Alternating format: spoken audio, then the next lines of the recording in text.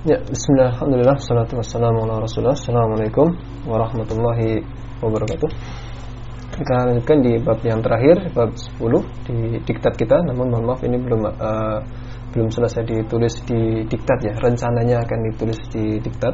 Jadi kita sampaikan secara tertulis di papan tulis virtual kita ini, yaitu bab 10 terkait dengan gerak benda tegar pada ruang 3 dimensi. Ya. Nah, Anda bisa mempelajarinya, menyimaknya di buku Voles, misalnya di bab 9 buku Voles. Itu nanti materi kita tercantum, tercover sampai di subbab 9.3 ya, 9.3 sampai nanti Anda bisa mengerjakan persamaan Euler. Baik, sekarang kita masuk di materi kita, gerak benda tegar pada ruang 3 dimensi. Kalau pada bab sebelumnya, bab 9, kita membahas gerak benda tegar secara gerak planar yang terbatas, sumbu putarnya itu terbatas gitu, arahnya tetap, tinggal nanti besar dari kecepatan sudutnya itu bisa berubah-ubah. Nah, kalau sekarang kita akan lebih berumum ya, lebih berumum pada ruang 3 dimensi yang sembarang gitu. Sehingga nanti kita akan bertemu dengan konsep baru, yaitu konsep tensor momen inersia. Jadi bukan lagi momen inersia biasa seperti yang di bab sebelumnya, tapi kita harus memperkenalkan konsep tensor momen inersia, sehingga nanti kita juga perlu mengenal aljabarnya sekilas ya, gitu ya. Dan bagaimana menghitung momen inersia, kemudian bagaimana mencari tentu saja momentum sudut, bagaimana mencari tenaga kinetik, bagaimana kemudian nanti mencari sumbu-sumbu utama dari tensor momen inersia itu. Nah, di antara itu yang akan kita lakukan. Oke, sekarang mari kita lihat gambar pertama ini, gambar A ini. Dan ada dua gambar B. Ada gambar pertama,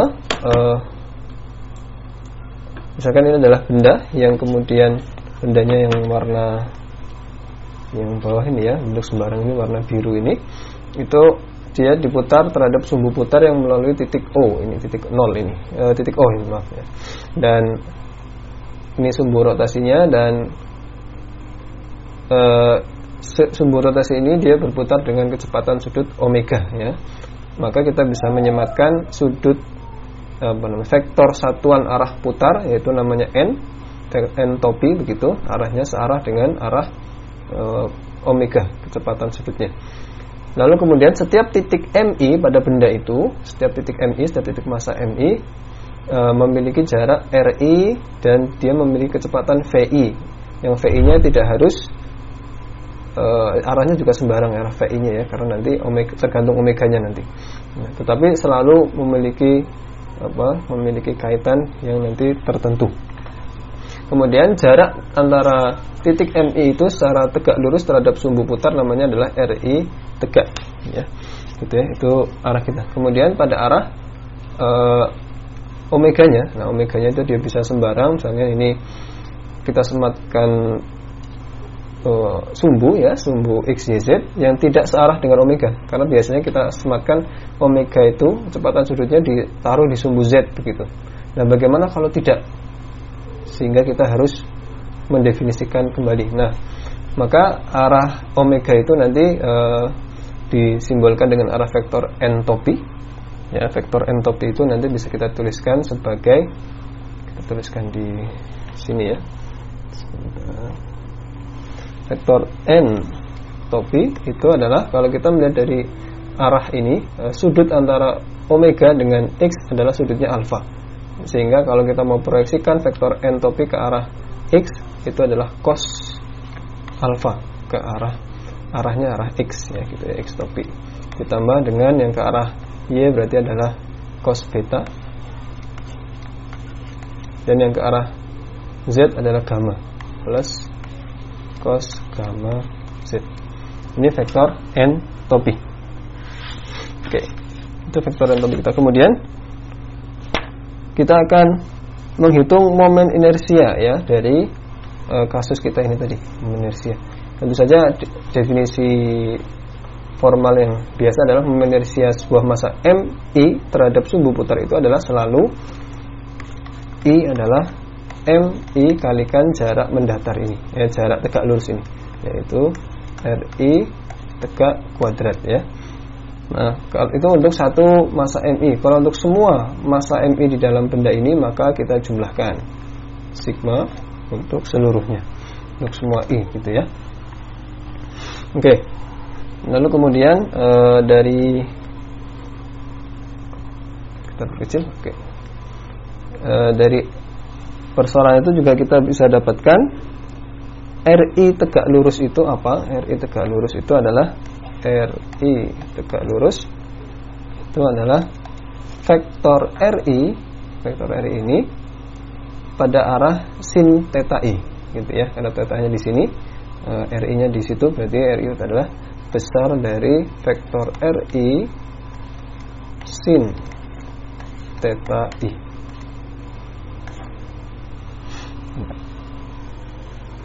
Itu. Jadi vektor RI pada arah sin theta I. Kalau kita nyatakan dalam bentuk perkalian vektor, kita bisa nyatakan dalam besar dari, ternyata bisa besar dari vektor RI cross vektor N. Besarnya ya, karena RI cross N itu kan adalah besar RI kalikan besar N kalikan sin antara sudut keduanya ini. Sudut keduanya adalah theta I. Ya, walaupun arahnya ini bukan arah vektor ini, tidak masalah karena kita hanya ngambil besarnya. Ini adalah besarnya. Oke. Kemudian vektor N tadi sudah. Vektor N ini adalah vektor yang berisi cos alfa ke arah X tambah cos beta ala X plus cos gamma arah Z ya. Gitu ya. Lalu kemudian kalau kita mau menghitung RI tegak lurus kuadrat, ya maka kita hitung di sini ya. Saya hitung di sini. Jadi kita akan menghitung RI tegak lurus kuadrat sama dengan, kita ambil dari yang ini, RI cross N besarnya dikuadratkan.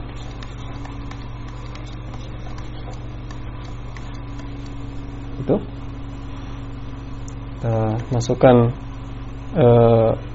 N, RI cross N ya. RI cross N, RI-nya itu kalau kita melihat dari definisi ini, RI itu berarti adalah besarnya XI. Ini saya tulis di sini dulu. Besarnya XI ke arah X topi atau ya X topi ya. Ditambah, maaf, untuk saya kembalikan ke definisi sebagaimana buku Voles. Di sana dipakainya bukan X topi Y topi tapi IJK ya. Semoga tidak bingung. Kita kembalikan ke sana. Jadi ini nanti saya kembalikan ini menjadi IJK itu saja, biar tidak bingung nanti ketika saya menjelaskan ataupun ketika teman-teman membaca. Ini IJK gitu ya. Baik, jadi di sini ada XI ke arah I ditambah Y I ke arah J tambah ZI ke arah K, yang nanti akan dikalikan silang dengan N. N itu tadi adalah cos alfa ke arah I ditambah cos beta ke arah J ditambah cos gamma ke arah K. Baik, itu adalah vektor kita ini ya, kemudian dikuadratkan. Nah, kalau kita lihat maka perkalian silang ini hasilnya adalah, ya mungkin lebih mudahnya kita coba bentuk dalam bentuk ini ya, determinan RI cross I itu kan bentuknya adalah berarti IJK, kemudian yang di suku kedua adalah R-nya, berarti XI YI ZI, kemudian yang ini adalah cos alfa, cos beta, cos gamma, dan nanti hasilnya ini hasil determinan dikuadratkan. Nah, kita lihat untuk komponen bagian yang I ya, kita dapat YI cos gamma, YI cos gamma dikurangi dengan ZI cos beta. Kemudian yang C, yang C itu berarti ini kali sana ya, ini kali sana positif, ZI cos alpha dikurangi yang ini kali ini XI cos gamma, itu yang C. Kemudian ditambah dengan yang K.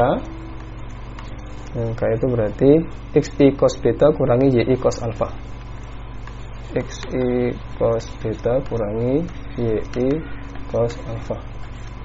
Kemudian nanti dikuadratkan ya. Oke, itu hasil kita. Lalu kita dapatkan karena dikuadratkan, kalikan diri sendiri, nanti tinggal I kali I, J kali J, K kali K ya, sehingga hasilnya ini kuadrat masing-masing. Sehingga hasilnya adalah YI cos gamma dikurangi ZI cos beta kuadrat ditambah ZI cos alpha min XI cos gamma kuadrat ditambah XI cos beta min YI cos alpha kuadrat. Oke. Nah, lalu kalau ini dikalikan ya, dikalikan, ini kuadrat jadi 2 suku, ini kuadrat jadi 2 suku, ini kuadrat jadi 2 suku, jadi totalnya ada 3 ya. Ini dikuadratkan jadi ada 3 suku, 3 suku, 3 suku, jadi nanti ada 9 komponen ya, 9 komponen. Dan hasilnya kalau kita tuliskan hasilnya saja ya, mohon maaf nanti teman-teman bisa buktikan, disusun ulang begitu. Hasilnya adalah nanti ada suku cos alpha kuadrat, itu isinya YI kuadrat ditambah ZI kuadrat cos alpha, cos kuadrat alpha. Kemudian ada nanti yang ZI ditambah XI kuadrat cos kuadrat beta. Kemudian ada nanti yang isinya XI kuadrat ditambah YI kuadrat cos kuadrat gamma. Lalu kemudian ada 3 suku cross term-nya. Cukup ini tulisnya, oke cukup ya. Dikurangi 2 YI ZI cos beta cos gamma dikurangi 2 XI ZI cos gamma cos alpha dikurangi 2 XI YI cos alpha cos beta. Ya, itu adalah hasil kita ini ya. Maaf agak kecil-kecil ini, saya tulis panjang. Ada 6 suku, tapi sebenarnya yang 2 ini adalah gabungan dari 2 ya. Jadi hasilnya 9 suku ini. 9 suku. Ya. Sehingga itu RI-nya. Lalu kemudian kalau ingin dapat I, tadi kan mau cari I ya. Untuk dapat I-nya bagaimana? Dapat I-nya adalah tinggal kalikan dengan sigma MI/RI, kemudian kalikan ini semua gitu ya. Kalikan ini semua. Sehingga didapatkan, saya tulis di sana, I adalah ya, kita tuliskan bentuknya menjadi seperti ini. Saya percepat ya. Jadi ada 6 suku ini ya. Oke. Ini adalah momen inersianya, momen inersia dari yang kita dapatkan dari hasil umum tadi ya. Kalau sumbu putarnya arah umum, kemudian arah arah rotasi juga umum, kemudian koordinatnya juga tidak harus disematkan salah satu sumbu putar ke salah satu sumbu koordinat ya, sehingga kemudian jadi umum semacam ini. Nah, kemudian kita kemudian memberikan nama atau mendefinisikan nama dari momen inersia ini ya, momen inersia. Dan kita dapatkan yang pertama adalah komponen pertama ini, saya tuliskan di sini. Yang YIZI ini adalah momen inersia arah yang ini adalah momen inersia yang kita dapatkan. Kalau kita menghitung ini adalah, ini kalau seperti bagian sebelumnya ya, ini adalah kalau ini sumbu R gitu, ini adalah momen inersia arah sumbu X, momen inersia terhadap sumbu X tanpa cos alfanya tentunya ya, tanpa cos alfanya kuadratnya. Nah, yang ini mungkin saya berikan tanda kotak ya, kotak putih agar terbedakan dengan yang. Jadi yang kotak putih ini adalah momen inersia arah sumbu X. Nah, kemudian yang sebelah sini bukan sumbu X ya, sumbu Z. Ya, ini sumbu Z ya. Kalau tidak ada astagfirullah. Mohon maaf. Sumbu X ya. Ini YI, ZI ini berarti arah sumbu X karena tidak ada X-nya. Kalau yang ini yang tidak ada Y-nya, ini berarti adalah momen inersia arah terhadap sumbu Y gitu. Nah, kemudian yang ini adalah momen inersia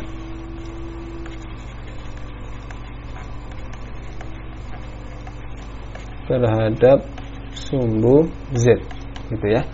Momen inersia terhadap sumbu Z. Lalu kemudian yang dua ini, ada dua-duanya ini adalah berasal dari dua komponen ya, dua komponen. Kita perlu pisahkan mungkin di sini ya, di sini, yaitu dia berasal dari ada IXY, momen inersia produk dari XY, atau XY produk perkalian momen inersia XY gitu ya, perkalian momen inersia X kali Y. Dan ini dia akan simetri, akan sama dengan yang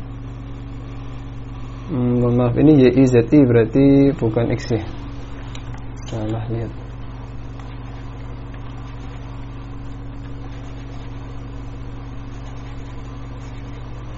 ya. Yang ini YIZI berarti perkalian momen inersia YZ ya. Ini YZ, perkalian momen inersia YZ, yang dia itu akan sama, akan simetri dengan perkalian momen inersia ZY. Dan besarnya adalah, kita lihat ada tanda minusnya itu ya, tanda minusnya ini penting, itu minus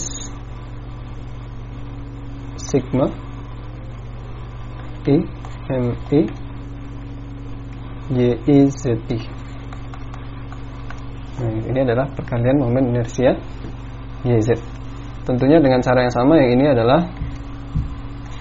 IZX yang sama dengan IXZ, ini adalah minus sigma IMI ZIXI, ini adalah perkalian momen inersia ZX atau XZ ya, sama aja. Kemudian yang ini juga adalah IXY sama dengan IYX YX minus sigma IMI YIZI, perkalian momen inersia arah YZ ya, gitu ya.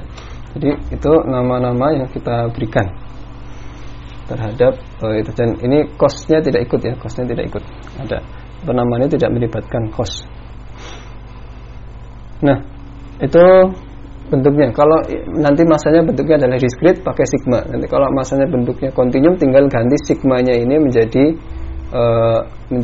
integral ya. Jadi jika kontinu kita ganti sigmanya menjadi integral atau sigma mi-nya ya. Lebih tepatnya sigma mi-nya diganti menjadi integral dm gitu. Nah, kalau masanya bentuknya volume tinggal ganti rho dv. Kalau masanya bentuknya luasan ganti sigma dA atau ds. Nah, kalau bentuknya garis jadi lambda dl seterusnya ya. Gitu. Nah, ini adalah momen inersia dan cara menghitungnya. Sehingga kemudian persamaan ini nanti bisa ditulis lebih sederhana menjadi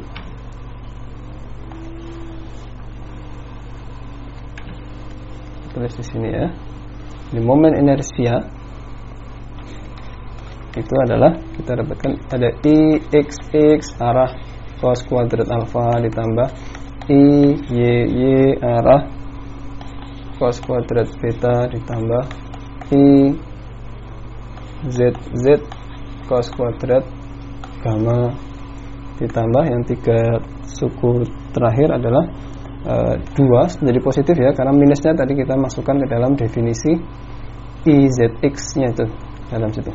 Ini 2 yz cos beta cos gamma ditambah 2 zx cos, berarti ini cos gamma cos alfa gitu ya, ditambah 2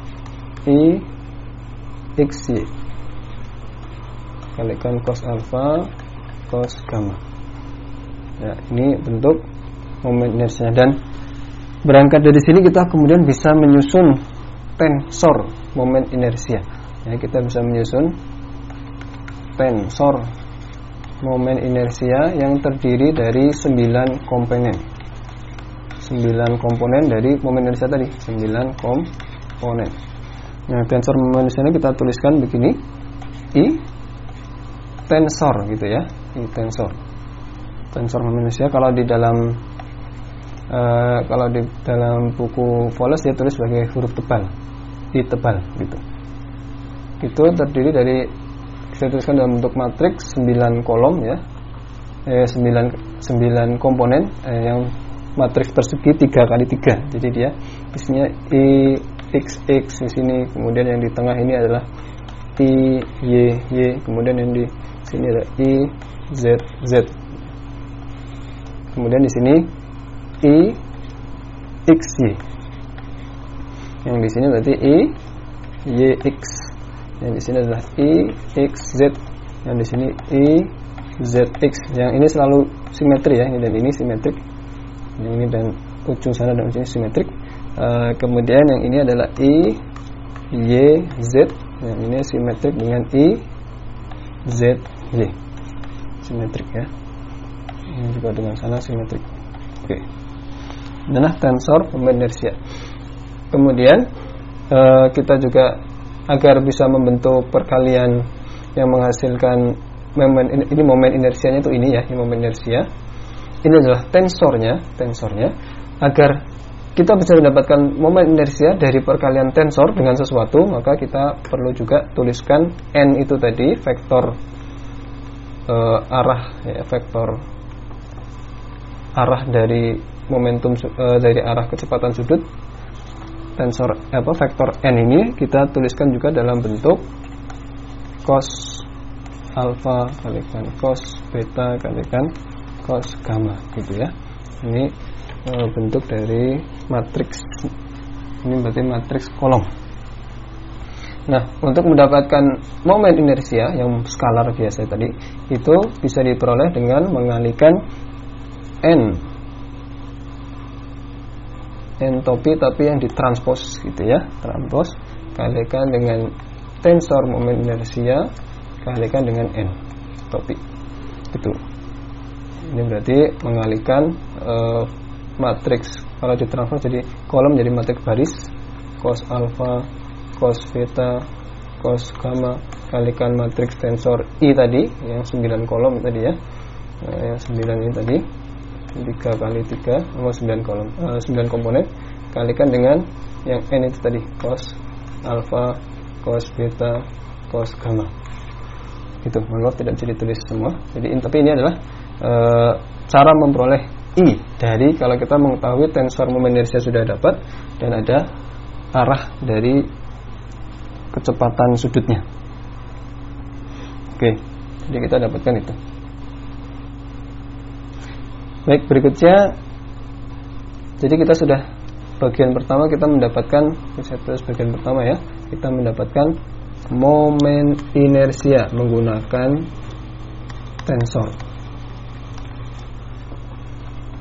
Bagian yang kedua kita akan pakai tadi setelah kita mendapatkan tensor, bagian kedua kita akan pakai kemudian untuk menghitung momentum sudut dalam bentuk vektornya, vektor momentum sudut ya. Nah,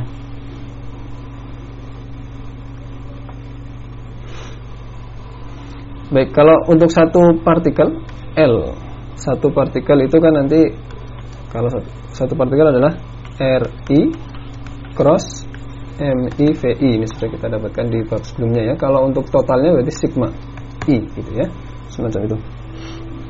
Nah, kemudian kalau dalam bentuk yang umum semacam ini tadi,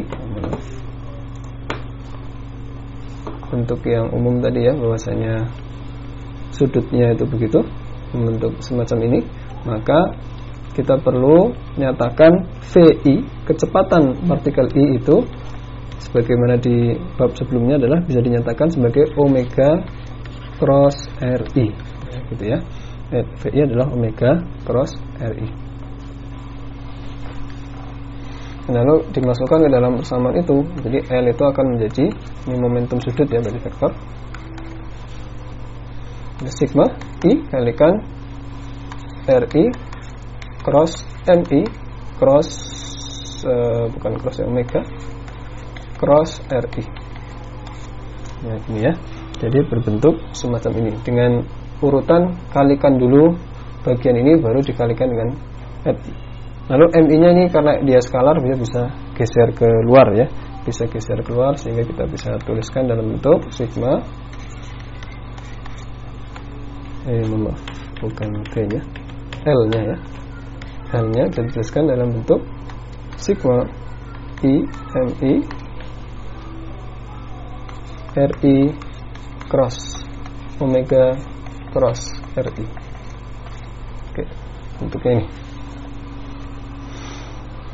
Lalu dengan bantuan aturan ya back-cap rule ya, kalau kita mengalihkan ada A, vektor A kalikan vektor B yang di cross dengan vektor C, itu ada back-cap rule, kita bisa menuliskan sebagai B dot A C dikurangi cap ya, C dot A B itu. Kita bisa tuliskan semacam ini, sehingga kalau kita pakai 3 vektor itu berarti vektornya adalah RI cross omega cross RI, maka hasilnya adalah ini B nya berarti omega dot A dot RI kalikan C nya adalah RI dikurangi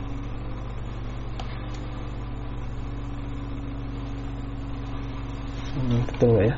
Oh ya, mohon maaf ya, salah ingat rumusnya. Ini back-cap rule itu begini, bunyinya adalah A cross BC, A cross B cross C itu B kurung AC ya, kalikan minus C kalikan kurung AB. Saya salah tadi. Oke, kita hapus.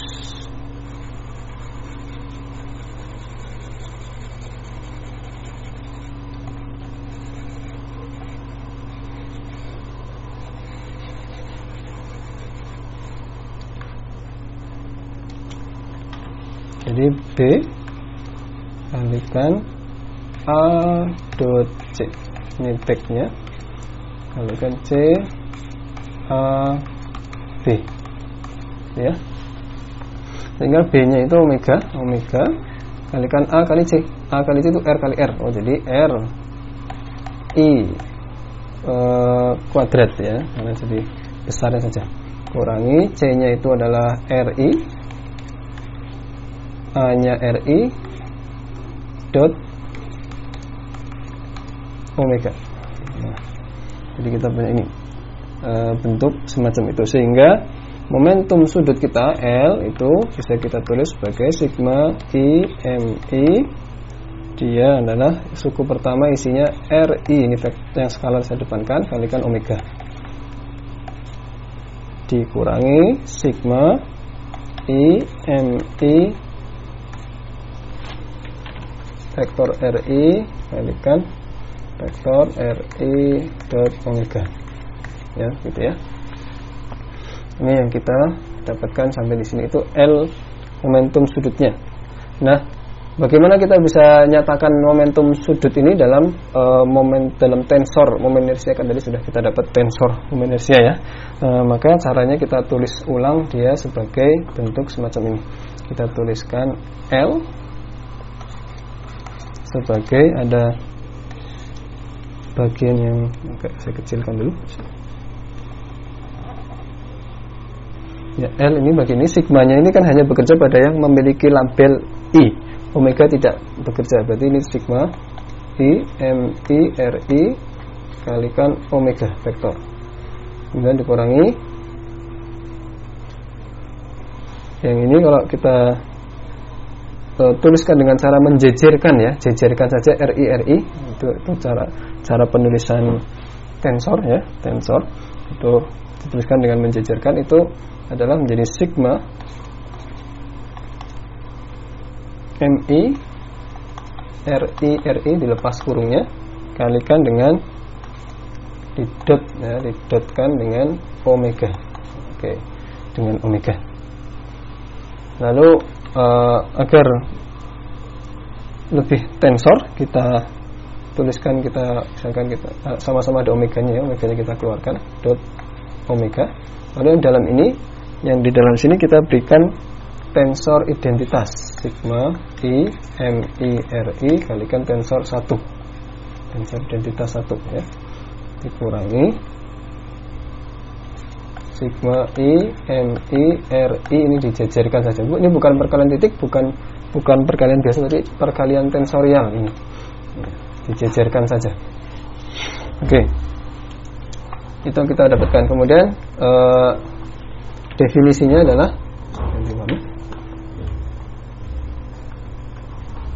dari L kita ini dengan definisi seperti ini. Ketika ada tensor 1 dikalikan dengan vektor omega, hasilnya adalah omega itu sendiri ya, omega itu sendiri. Kemudian tensor 1 itu adalah, tensor identitas ini adalah dia berasal dari kita menuliskan I topi dijejerkan saja, ditambah J kalikan K ya, K. Kalau dalam bentuk, karena tensor dia ada komponen 9 ya, tensor I itu adalah matriks diagonal ya. Di sini I J ini K gitu ya. Yang kemudian komponen lainnya 0. Ini tensor identitas ya, yang mana kalau dia kita kalikan dengan omega, dia hasilnya adalah omega itu sendiri. Cara mengalikannya begini. Jadi ini mengenal aljabarnya ya. Nah, jadi kita kenal aljabarnya dulu. Kalau ada tensor 1 dot omega, itu berarti ya sama seperti matriks ini kalikan dengan matriks kolom omega. Nah, omega itu kan isinya ada omega X, omega Y, omega Z. Ya, atau kalau kita tuliskan dengan perkalian biasa ya, berarti nanti ini yang atas itu didotkan dengan omega. Jadi tulisannya nanti adalah II dot omega. Yang kena dot hanya yang omega sebelah kanan, ditambah JJ dot omega ditambah KK dot omega gitu. Nah, coba kita kerjakan I dot omega, ini berarti hasilnya adalah omega X karena kan dia vektor satuan arah X kalikan omega. Kemudian misalkan I-nya tetap kalikan omega X. Karena ini omega dot J menjadi omega Y. Jadi ke arah J ada omega Y. Kemudian ke arah K ada omega Z. Nah gitu ya.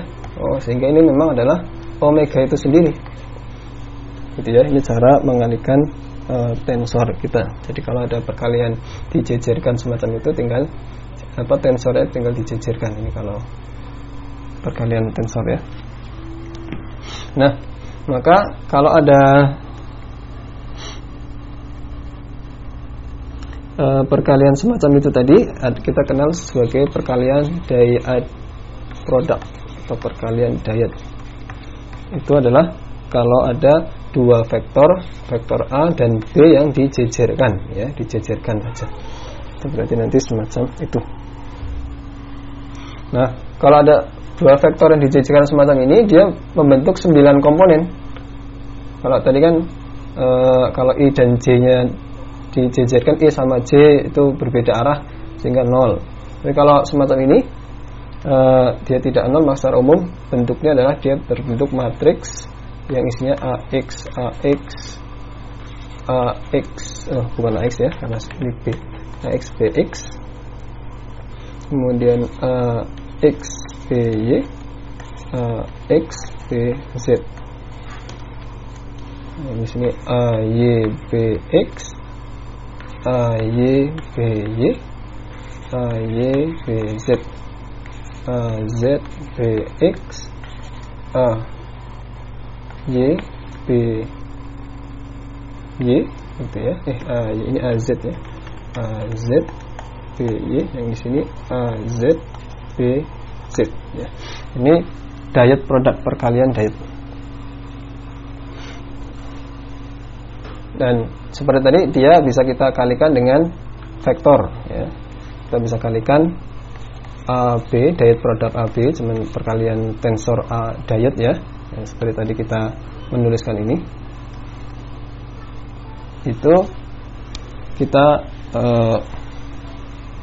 kalau dikalikan dengan vektor, suatu vektor C, dapat dibuktikan nanti dia sama dengan kalau ada vektor A kalikan dengan B dot C. Ini salah satu sifatnya.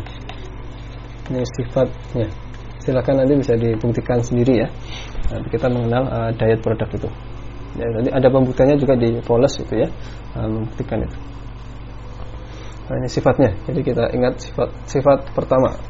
Kemudian sifat yang kedua adalah kalau ada vektor D dikalikan dari sebelah kiri sini, kalikan ke AB, tensor AB, kalikan vektor C, ini hasilnya adalah sama dengan kalau kita mengalihkan D kalikan A kalikan dengan kali biasa, ini karena ini skalar ya, kalikan dengan B dot C gitu.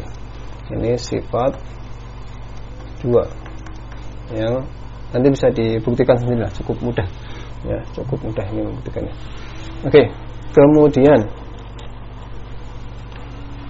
kemudian sembarang komponen ya, maka kok ke sini. Kemudian sembarang komponen tensor ya. Misalnya kita punya tensor T, sembarang komponen mau kita ambil, coba bisa manfaatkan sifat 2 ini. Misalkan mau ambil komponen T, komponen IJ, maka caranya adalah D-nya diganti dengan I. Nah, karena seperti itu ya. Kemudian kalikan dengan tensor itu, kemudian yang sebelah kanan J. Nah gitu. Ini nanti dapat komponen arah IJ, komponen ke IJ. Kalau mau dapat komponen II ya berarti tinggal II gitu ya. Ini adalah sifat 3 yang lagi-lagi nanti silakan bisa dibuktikan sendiri ya dengan semacam ini. Ini aljabarnya untuk kita terima saja dulu, untuk kita manfaatkan ya, untuk kita manfaatkan. Oke, jadi sudah kenal aljabarnya.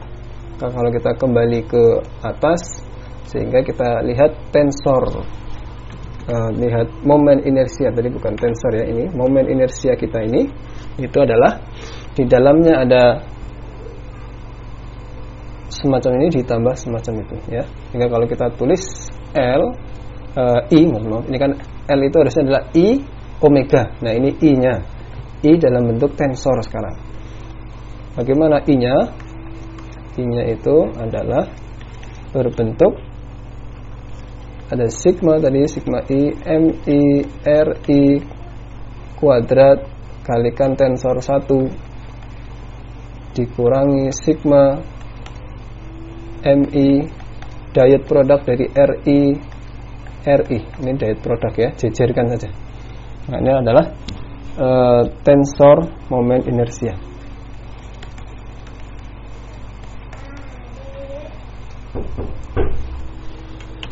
Oke, ini adalah tensor momen inersianya ya. Semacam itu. Jadi kalau mau dapat IXX ya, kalikan ini nanti, misalnya IXX pengen dapat ya, jadi kalikan I, copy, kalikan tensornya, kalikan I gitu ya, dan seterusnya. Nanti kalau mau YY dan seterusnya ya. Sehingga kita bisa tetap menuliskan dalam bentuk yang lebih umum, L momentum sudut itu adalah tensor momen inersia kalikan omega ya, dalam bentuk yang lebih umum. Apa manfaatnya lebih umum? Nanti kalau kasusnya umum, koordinatnya umum, sehingga tidak sederhana yang sebelumnya gitu ya. Kita bisa menghitung tensor momen inersianya, kita bisa mencari momentum sudut semacam itu ya. Oke, ini momentum sudutnya. Kemudian nanti bisa dilihat ya di example 911. Silakan dilihat cara menghitung momen inersia ya. Ini silakan dikuasai dan barangkali keluar di UAS kita cara menghitung tensor momen inersia. Jadi menyusun tensor I. Kalau ada koordinatnya tertentu, kemudian ada bendanya bagaimana, nanti ada I-nya bagaimana ya. Lalu kemudian di example di polos ya 9.1.2 itu menghitung L, momentum sudut menggunakan persamaan I dot omega gitu. Nggak ada caranya ya.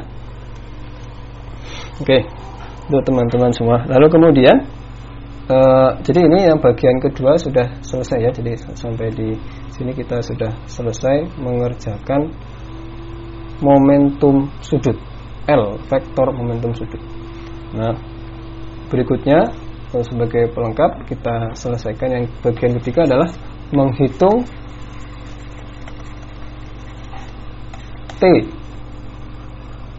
atau energi kinetik rotasi ya. Energi atau tenaga kinetik rotasi menggunakan tensor momen inersia.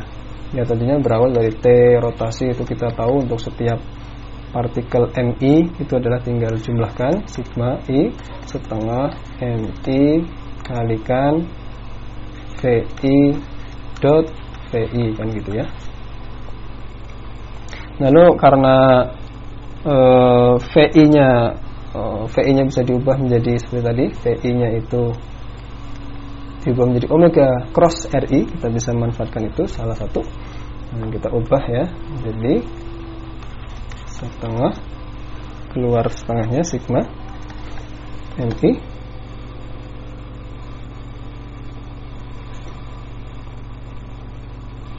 saya susunnya begini, omega cross RI, kemudian yang satunya itu MI kalikan VI gitu ya. Saya susun begini.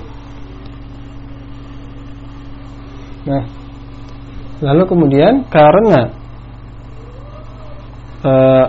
kita gunakan sifat. Nah, kalau ada vektor A cross B, ini kan A cross B ini omega cross RI, ini cross. Kalau dikalikan, didotkan dengan vektor C, itu hasilnya sama dengan A dot B cross C. Ini mungkin di matfiz ya, ada ya. Nah, maka kita ubah itu T rotasinya, kita ubah menjadi setengah kali. Nah, jadi ini A nya itu omega, jadi A nya bisa jadi A di luar sigma. Kita omega dot B cross C, jadi R cross VI.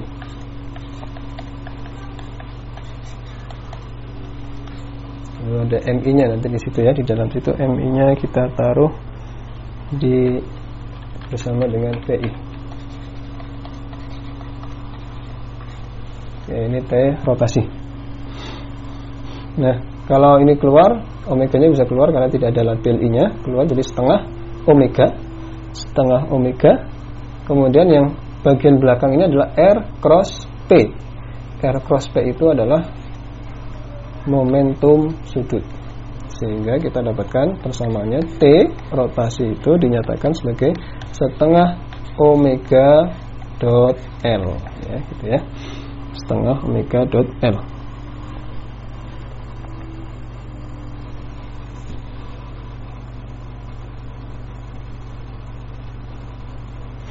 Nah, lalu kemudian karena L menurut hasil yang tadi ini adalah tensor momen inersia kalikan omega, kita bisa ubah menjadi setengah omega kalikan tensor momen inersia kalikan omega, gitu. Ini adalah T rotasi ya. Jadi teman-teman bisa lihat di example 9.2E13 itu ada menghitung T menggunakan tensor momen inersia, menghitung T rotasi tentunya, T rotasi menggunakan tensor momen inersia. Oke, jadi itu 3 bagian kita. Jadi ini sudah selesai kalau di bukunya Wallace adalah ini bagian pertama ya, 9.1.